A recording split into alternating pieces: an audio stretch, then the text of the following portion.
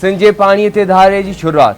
नून league के वज़ीर आज़म तकरारी इरसा chairman की मंजूरी ॾेई छॾी। कालाबाग डैम जो हामी ऐं वापदार जो अॻूणो चेयरमैन ज़फ़र महमूद इरसा चेयरमैन मुक़रर। पानी की विरासत ते सूबनि जा अख़्तियार ख़त्म। इरसा में सूबनि जा हाणे नुमाइशी अख़्तियार हूंदा। सिंध हुकूमत इरसा चेयरमैन ज़फ़र महमूद जी मुक़ररीअ खे रद्द करे छॾियो। इरसा चेयरमैन जी मुक़ररी वारो नोटिफिकेशन वापसि वठण जो मुतालबो। आबपाशी खाते के वज़ीर जाम खान छोरो जो चवणु आहे त इरसा चेयरमैन की मुक़ररी इरसा एक्ट की बनकड़ी आहे।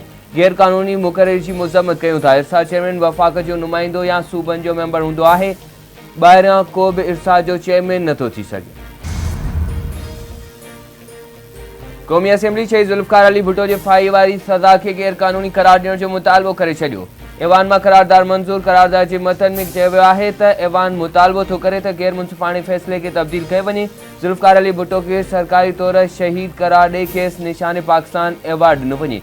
जमहूरियत ख़ातिर जान ॾींदड़नि लाइ निशाने ज़ुल्फ़िकार भुट्टो एवार्ड क़ाइमु करण जी बि घुर। सिंध काबीना 22 अरब रुपयनि खां वधीक जे रमज़ान पैकेज की मंजूरी ॾेई छॾी। पैकेज तहत 44,13,584 कुटुंबनि खे 5-5 रुपया ॾिना वेंदा। कणक जी ख़रीदारीअ जो 9 लाख टन हदफ़ मुक़रर। कणक जे फ़ी मण जी इमदादी क़ीमत 4,000 रुपया मुक़रर करण की मंजूरी ॾिनी वई। वॾे वज़ीर सैयद मुराद अली शाह ख़ुराक खाते खे कणक की ख़रीदारीअ लाइ फ़ौरी क़दम खणण की हिदायत करे छॾी। संदन चवणु आहे त अवाम खेनि 2 भाङे 3 खां बि वधीक अक्सरियत ॾियारी आहे। संदन फ़र्ज़ु आहे त अवाम जी भलाई लाइ कमु कयो वञे। अवाम जी जान माल सिहत ऐं रोज़गार जे लाइ हू भरपूर क़दम खणंदो। इन वक्त सिंध के मुख़्तलिफ़ ज़िलनि मां मजमूई तौर ते 29 माण्हू अगवा थियल आहिनि। घोटकी मां 6, शिकारपुर मां 9 ऐं कश्मीर मां 14 माण्हुनि खे अगवा कयो वियो आहे। IG सिंध पारां अमन अमान जी सूरत हाल के हवाले सां सिंध काबीना खे ब्रीफिंग। वॾे वज़ीर सैयद मुराद अली शाह पारां स्ट्रीट क्राइम ते हर सूरत में कंट्रोल खणण जो हुकुम। संदन चवणु आहे त जंहिं थाणे जे हद में क्राइम थी रहियो आहे उतां जे SHO कहिड़े जवाबदार खे गिरफ़्तार कयो आहे। जेसीं ताईं SHO SSP खे जवाब दावा न कयो वेंदो तेसीं ताईं अमन अमान जी सूरत हाल में बहितरी न ईंदी।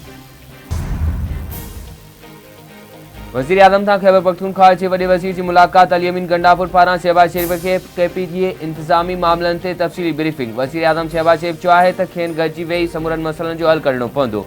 मुल्की मुआशी सूरत हाल के नज़र में रखंदे खैबर पख्तूनख्वा जे जाइज़ मुतालबनि खे पूरो कयो वेंदो। संदन समूरनि गॾियल कोशिशुनि में अवाम जी भलाई पहिरीं तरजीह हूंदी। सिंध जे सीनियर वज़ीर शर्जील महमूद सां सरकारी ऑफिसरनि जूं मुलाक़ातूं। ट्रांसपोर्ट ऐं एक्साइज़ खातनि में इनक़लाबी क़दमनि ऐं सुधारनि जी हिदायत। ॿिन्ही खातनि जे सेक्रेटरीज़ पारां खातनि बाबति ब्रीफिंग। शर्जील महमूद जो चवणु आहे त टैक्सेशन जे निज़ाम खे असराइतो ऐं मुनज़्ज़म बणाइण लाइ इनक़लाबी क़दम खयां वञनि। रमज़ान जे भलारे महीने में अवाम खे बहितरीन सफ़री सहूलियतुनि जी फ़राहमी यकीनी बणाई वञे। सीनियर वज़ीर शर्जील महमूद एक्साइज़ ऐं टैक्सेशन जो अहम इजलास ऐं तलब करे वरितो। अहम फ़ैसिला कया वेंदा। रेंजर्स ऐं पुलिस की कराची में गॾियल कार्रवाई। नॉर्थ नाज़िमाबाद मां गुम थी वियल भेण ऐं भाउ खे बाज़ियाब कराए वरितो। गुज़िरियल ॾींहुं अयान ऐं संदसि भेण अनाबिया गुम थी विया हुआ। ॿारनि जी माउ खे परॾे मां भुंग लाइ कॉल आई हुई। जवाबदारनि पारां 10 लाख रुपया भुंग तलब कयो वियो। रेंजर्स ऐं पुलिस पारां जदीद ज़रिया इस्तेमालु कंदे ॿारनि जो पतो लॻाए खेनि बाज़ियाब करायो वियो। रेंजर्स मां जो बयानु।